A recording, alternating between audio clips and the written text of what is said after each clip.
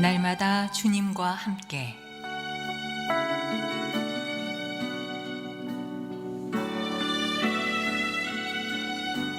오늘 말씀에 강북 제1교회 황형택 목사입니다.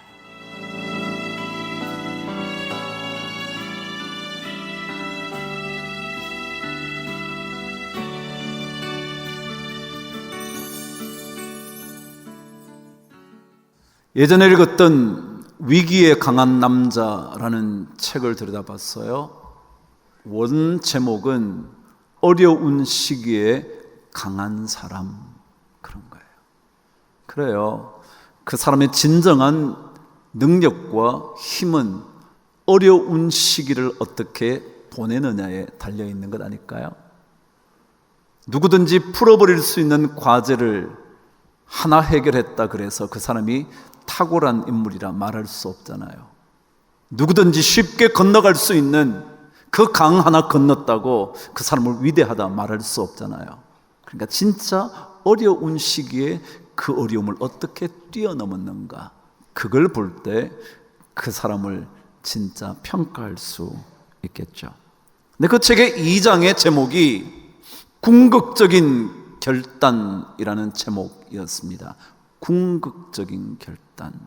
궁극이라는 것은 뭐냐면 마지막에 다다랐다, 그런 뜻이죠. 마지막에 다다랐다는 거예요. 그러니까 최종의 결정, 그런 거겠죠. 보통 내리고 사는 결단들이 많이 있겠지만 마지막으로 우리가 꼭 내려야 하는 결단이 뭔가. 그 제목 아래 그 글은 이렇게 시작이 되었습니다. 당신이 무엇을 믿느냐가 당신의 행동과 성품과 운명을 결정한다. 그랬습니다. 그래요. 진짜 중요한 것은 우리가 무엇을 믿느냐이라는 거죠. 많은 사람들이 믿고 있는 게 있습니다. 돈을 믿죠? 안 믿는 것처럼 말하지만 하나님처럼 숭배하죠? 힘을 좀 더 가질 수 있다면 좋겠다고 생각하는 정도가 아니라 권력의 힘을 믿죠? 알게 모르게 우리는 믿고 사는 겁니다. 그래서 사람들이 저 사람 다 믿는 구석이 있어 라고 말할 때 우리는 진짜 믿는 거예요. 그래요. 정말 어떤 것을 믿을지, 무엇을 믿을지, 이것이 그 사람의 인생을 결정하는 거잖아요. 근데 그 사람은 소유가 우리의 인생을 바꾸는 것이 아니고 우리가 무엇을 얼마만큼 알고 있는가가 중요한 것이 아니라 우리가 정말 무엇을 믿느냐, 이것이 우리의 인생을 결정한다고 말했습니다. 그래요. 정말 믿음이라는 것은 있어도 좋고 없어도 좋은 것이 아닙니다. 모든 사람은 다 믿고 사는 거예요. 그래서 진짜 무엇을 믿느냐가 가장 중요합니다. 믿음의 대상을 올바르게 선택해야 하는 겁니다. 왜냐하면 일단 믿음을 가지기 시작하면 그 믿음을 바꾸기가 어렵거든요. 돈이 중요하다고 믿는 사람은요, 그 가치를 바꾸기가 어려워요. 그 돈이 얼마나 힘이 있는지 그 생각에 빠져들어 온통 자신의 인생을 돈에다가 쏟아붓거든요. 자식의 미래도요, 돈이 거기에 얼마나 따라오느냐가 더 중요하게 생각해요. 사업의 기쁨도요, 돈이 얼마나 벌리느냐에 딸려 있어요. 이 한 번 생각이 고정되면, 그래서 그것이 믿음처럼 확고해지면, 믿음이 되어버리면 바꾸기가 어려운 거예요. 그래서 이 믿음을 처음부터 잘 선택해야 돼요. 여러분과 저는 하나님을 믿기로 결정하셨습니다. 이 선택은 엄청나게 중요합니다. 하나님의 놀랍고도 놀라운 기적의 주인공이 될 수 있는 조건을 우리는 완벽하게 갖춘 겁니다. 그런데 여기에서 중요한 게 하나 있습니다.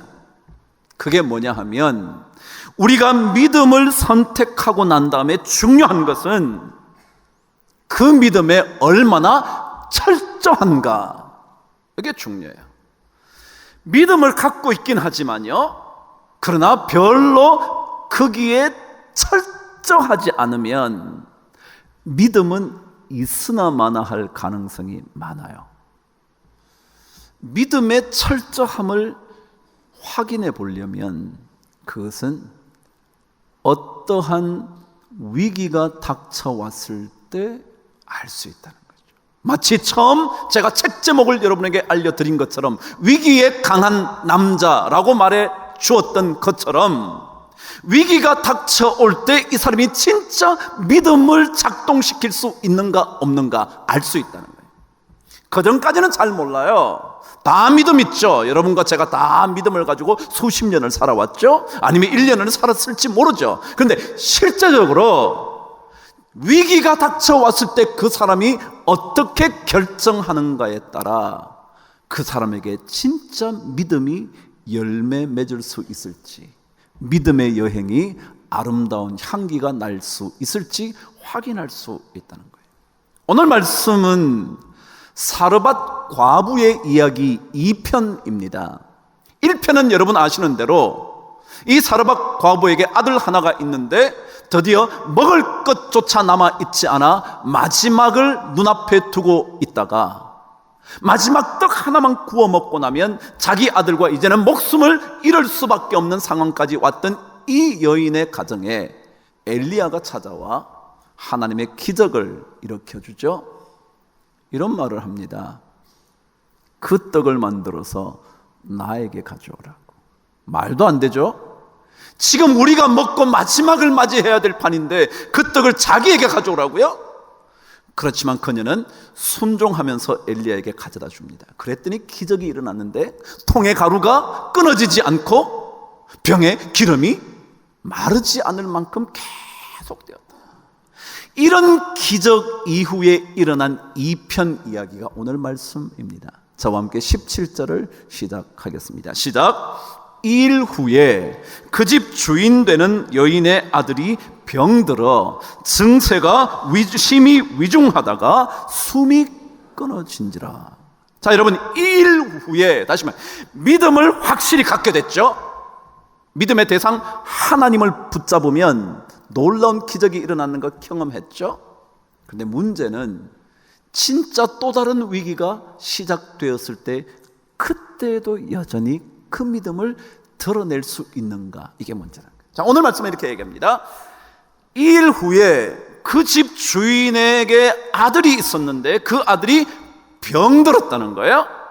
근데 그 다음 말이 뭐냐면 심히 위중해졌다는 겁니다. 그 다음에 뭐냐면 마침내 숨이 끊어져 버렸다는 겁니다. 자, 보세요. 위기가 점점 더 가중됩니다. 병이 들었다가 위중해졌다가 마침내 목숨이 끊어져 버렸다는 겁니다. 중요한 얘기입니다. 위기가 적절할 때는요, 누구나 다 넘고 가죠. 믿음을 가진 우리들에게 어려움이 찾아왔을 때요, 적당한 어려움은요 다 찬송하고 기도하면서 넘어가요. 근데 이것이 조금 더 위중해졌다, 심각해지면 그때부터 마음이 막 흔들리기 시작해요. 이거 하나님께 내가 이렇게 기도해 왔는데, 이렇게 살았는데 이럴 수 있을까?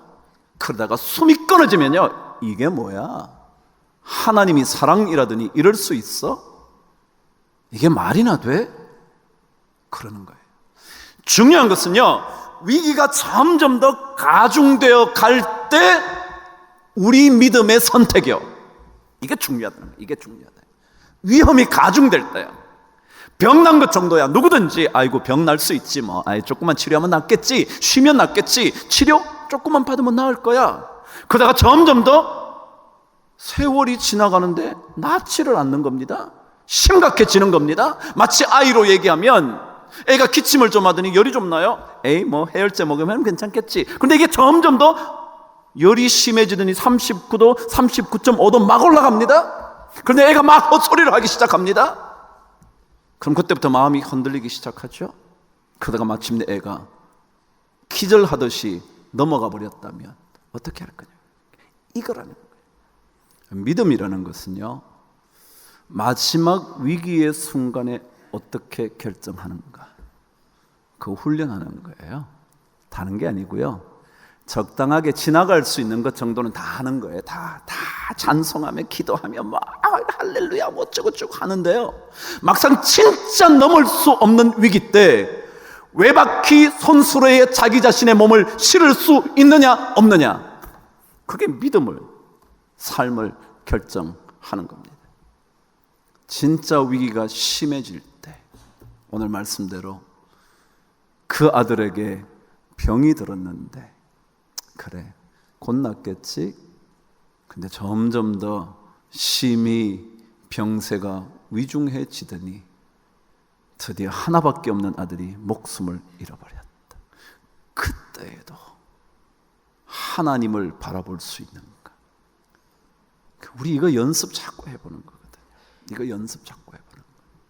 제가 그냥 농담처럼 늘 그러잖아요. 여러분, 무리를 주님께서 걸어오라 그러시면 뭐요? 걸어가지 뭐. 그러다 빠지면 어떻게 해요?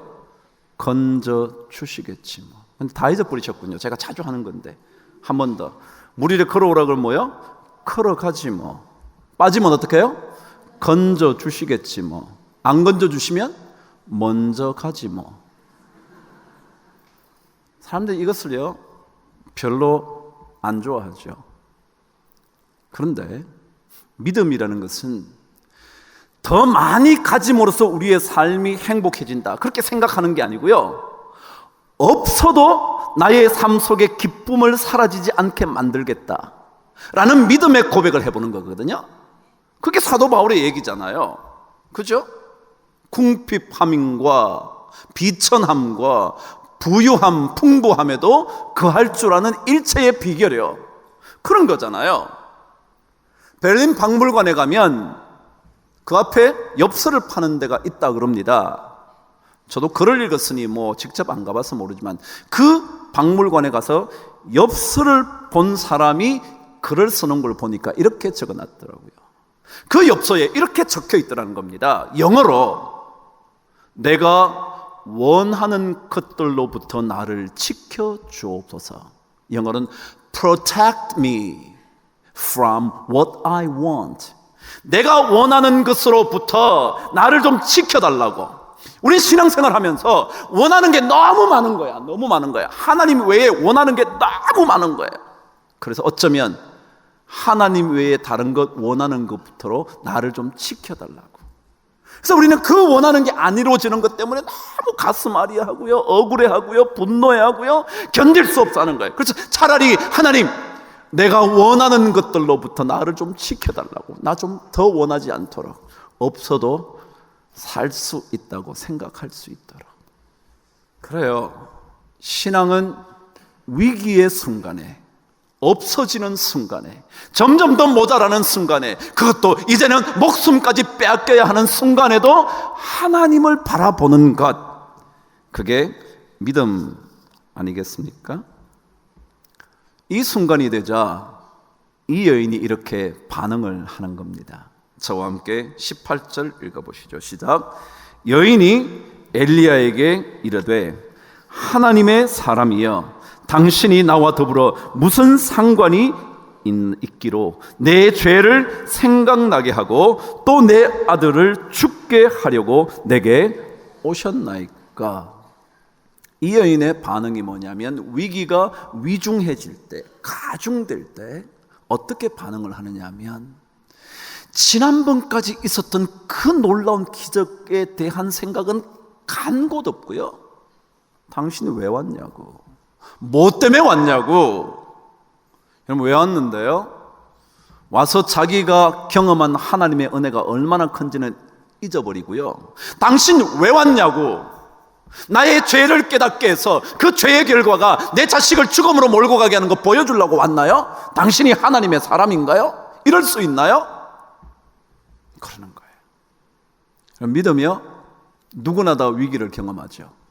여러분이나 저나 믿음을 가졌지만, 수십 년 가져왔지만, 목사라는 직책도 갖고 장로님이라는 직책도 갖고 그렇게 기도 많이 한다는 권사님이라는 직책도 가졌지만, 막상 위기가 닥치면 하나님 왜 이러냐고, 그리고 함께 소리 지르며 흥분하는 게 우리 아니냐고. 그래서 여기에 대하여 우리가 다시 한번 믿음의 여행을 하는 사람들은 위기의 순간에 어떻게 해보느냐. 그래서 우리가 자꾸 다니엘과 다니엘의 친구를 얘기하는 거죠. 한번 생각해 보시죠. 다니엘과 다니엘 친구가 포로로 잡혀왔어요. 포로로 잡혀온 것까지만 생각해도 억울하기는 하지만 믿음을 지킬 수는 있을 거예요. 그래, 내가 이곳에 잡혀왔지만 하나님의 믿음을 잃지 말아야지. 그럴 수 있어요. 더더욱이 와보니까 왕궁을 섬기는 그런 사람으로 뽑혀왔다는 사실을 알게 되고 훨씬 좋은 환경이니까 그래, 괜찮겠지. 그때까지는 믿음을 지킬 수 있어요. 근데 조금 보니까 또다시 음식을 가지고 뭘 한다는 거예요. 근데 뭐라 그러죠? 우리 열흘 동안 우리 이 음식, 왕의 음식을 먹지 않고 우리 물과 야채만 먹겠습니다. 시험 한번 해보시죠. 여러분, 그럴 수 있어요. 왜요? 물만 마시고도 살 수 있어요. 근데 야채까지 먹으니까 못 살 거 뭐 있겠어요? 살겠지. 그러니까 그 정도까지는 괜찮아요.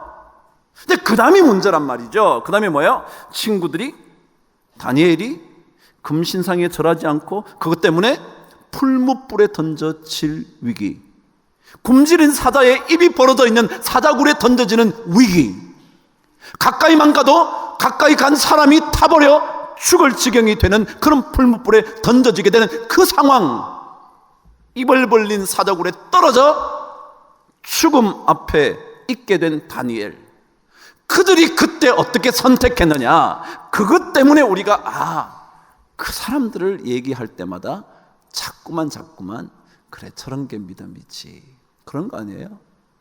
어느 정도까지 왜 못해요? 여러분에서나 어느 정도까지 왜 못하겠어요? 근데 그 이후에 어떻게 할 거냐. 그때에도 여전히 하나님께 바퀴 하나인 손수레에 여러분의 몸을 실을 수 있겠냐. 그런 거죠. 그거 훈련하는 여행이라는 거예요. 그 여행만 하면 진짜 멋진 것들이 주어지는 겁니다. 자, 그런데 오늘 성경은 이런 여인의 이야기를 듣고 난 다음에 엘리야가 취한 행동 하나를 묵상하고 말씀을 정돈해 보도록 하죠. 19절 저와 함께 읽겠습니다. 시작. 엘리야가 그에게 그의 아들을 달라 하여 그를 그 여인의 품에서 받아 안고 자기가 거처하는 다락에 올라가서 자기 침상에 누이고 여호와께 부르짖어 기도했다. 그랬어요. 제가 자주 이런 말씀 드리잖아요. 믿음의 사람들은요, 위기를 만나면 위기로부터 조금 떨어지는 훈련을 해야 돼요. 근데 대부분 사람들은 위기가 닥치면 위기에 빠져요. 위기가 자신을 삼키도록 내버려둬요. 위기로부터 떨어져 나와야 되는데, 제가 그랬잖아요. 옛날에도 부부싸움을 하는 거예요. 어떻게 싸워야 되느냐 하면, 싸우다가 잠깐 휴전, 야, 우리 조금 힘을 비추겠다가 싸우자, 그래야 돼. 근데 그렇지 않으면요, 하룻밤의 다툼이 수십 년의 관계를 깨버릴 수 있어요. 경험하셨나요? 아니, 너무 그렇게 강력하게 네 그러면 좀 곤란하죠. 여러분, 그렇잖아요. 진짜로 수십 년 같이 잘 살아왔는데 하룻밤에 한번 부딪힌 것 때문에요, 그날 밤에 끝장내는 거야. 제가 그때 그랬잖아요. 그래서 여러분, 그냥 야, 오늘 일단 잠자고 힘 좀 잘 내서 내일 아침에 한판 붙자, 그래야 되는데 그러지 않아. 그냥 죽기 살기로 그날 싸워야 돼. 여러분, 우리는 위기로부터 뭐요? 떨어지셔야 돼요. 그렇지 않으면 문제를 너무 들여다보다가 그 문제에 덮쳐버림을 당하기 때문에 그래요. 오늘 한번 보세요. 엘리야가 그 여인의 품에 있는 아이를 빼앗듯이 받아다가 자기가 거처하는 다락에 올라가 버려서 기도하는 거예요. 왜요? 그 앞에서 기도하면 되지. 그 앞에서 그 아이 위에 몸을 얹고 3번 얹고 기도하면 되지. 못하러 올라가요. 근데 빠져나오게 해요. 왜요? 그 여인이 그 아들을 보면 볼수록 뭐요? 하나님이 이럴 수 있냐, 어떨 수 있냐 막. 근데 기도 금방 해도 안 나오니까 뭐, 이게 우리거든요. 그래서 여러분, 문제가 조금 빠져나오세요. 그냥. 그리고 빠져나와서 주님을 바라보세요. 그 현장에 있으면 주님 바라볼 여유가 없어요. 주님 바라보기보다 문제가 더 크게 보여요. 주님 바라보기보다 그 위기가 훨씬 더 우리 인생을 덮쳐버릴 듯한 두려움이 있어요. 오늘 찬양했죠. 처음 부른 찬양인가요? 저는 몇 번 코스타 때 이 찬양을 불렀기 때문에 잘하는 찬송이었어요. 제가 가사를 한번 들려드리니까 잘 들어보세요. 내게로부터 눈을 들어, 내게로부터 눈을 들어, 바꿔볼까요? 위기의 상황으로부터 눈을 들어, 그 다음 뭐예요? 주를 보기 시작할 때, 그 다음 뭐예요? 주의 일을 보겠네.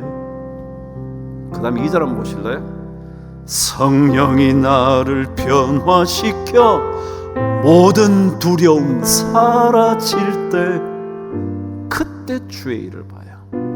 눈을 들었어요. 위기 상황으로부터 빠져나와서 하나님을 볼 때, 내 마음속에 두려움이 사라지게 되었을 때, 성령께서 나를 변화시켜 주셔서 두려움 없이 그 될 때 주의 일을 보겠네. 근데 우리는 너무 위기 상황이다 지금 위기에 빠지는 거야. 계속 왜 이렇게 됐을까? 나 때문이었을까? 너 때문이었을까? 우리 때문이었을까? 사회 때문이었을까? 조건 때문이었을까? 상황 때문이었을까? 내가 저 사람 잘못한 선택한 것 때문이었을까? 너무너무 많은 거야. 막 그래서 막 미칠 것 같은 거야. 아니요, 나오세요. 싸우려고 그러든 3분 싸우고요, 권투도 1분 쉰다는데, 야 우리 좀 쉬었다 하자. 조금 쉬었다, 조금 당신도 조금 쉬고 나도 조금 쉬고. 성경의 원칙이에요. 떨어져 나오세요. 너무 급하면 안 돼. 에서의 이야기도요, 성급한 거잖아요. 왜요? 배가 고파 죽겠어, 위기잖아요. 근데 팥죽을 보고 뭐예요? 야 그거 놔줘, 내 장자권 팔게. 배고프면 조금 참으면 되지. 그렇지 않나요? 지금 안 먹으면 죽나요? 배고파 죽겠을 때 진짜 죽나요? 저는 안 죽던데요. 저는 인간이 아닌가? 그래요, 조금이야 빠져나와야 돼요. 배고픔에서 그냥 조금 떨어져 조금 기다리면 엄마 차려줄 텐데 뭐, 그죠? 들에서 사냥하다 왔으니까 엄마가 차려주겠지. 근데 우리는 그렇지 않아요. 문제에 빠지죠. 빠져나오세요. 그리고 하나님을 바라보십시오. 중세의 영성신학자가 이렇게 말을 했습니다. 마이스터 에카르트라는 사람의 글이죠. 이 사람 글을 제가 참 많이 읽었습니다. 이 사람의 글은 마치 글 하나하나가 전부 다 잠언이거든요. 대단한 사람이에요. 이렇게 말을 했습니다. 만일 그대가 한순간만이라도 그대 자신을 온전히 주께 맡길 수만 있다면 그대는 모든 것을 다 얻을 수 있는 경험을 하게 될 텐데. 다시 한번요.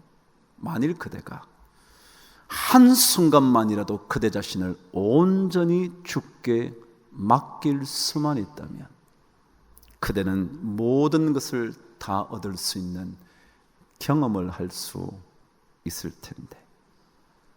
우리가 믿음의 여행을 하면서 하나님께 더 맡겨보는 거죠. 언제요? 위기의 순간에. 그것도 위기가 점점 더 가중될 때, 도저히 견딜 수 없을 거라고 생각될 때, 이것으로 내 인생이 마칠 것 같은 생각이 드는 그 순간에도 하나님께 내 시선을 고정하고 그 위기로부터 조금 떨어져 계시면 놀라운 것 보지 않겠나 생각이 드네요. 여행은요, 일상으로부터 벗어나는 거거든요. 일상은 뭐예요? 문제가 생기면 문제 파고들고 원인을 분석하고 막 하는 거죠. 그 일상에서 빠져나오세요. 그럼 하나님의 원칙을 보세요. 내게로부터 눈을 들어 하나님을 볼 때요, 주님을 볼 때, 그때 주의 놀라운 일을 보시게 될 거예요. 저는 그런 은혜가 우리 모든 성도들에게 넘치게 되기를 주의 이름으로 축복합니다.